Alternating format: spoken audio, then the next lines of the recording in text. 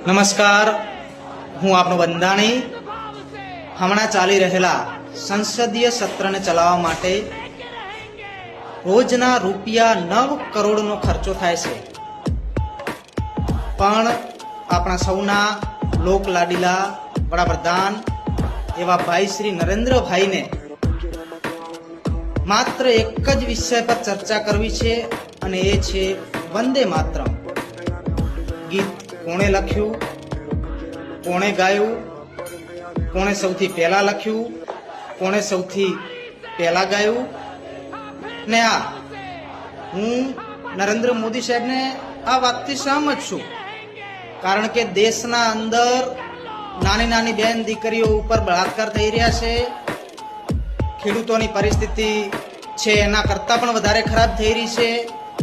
રૂપિયો દિવસે ને દિવસે ગગડી રહ્યો છે. પોલ્યુશન દિવસે ને દિવસે વધી રહ્યું છે.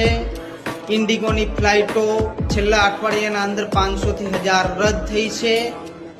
પણ ના, આ બધું તો ના બોલાય. આ બધી ગૌણ વસ્તુઓ છે.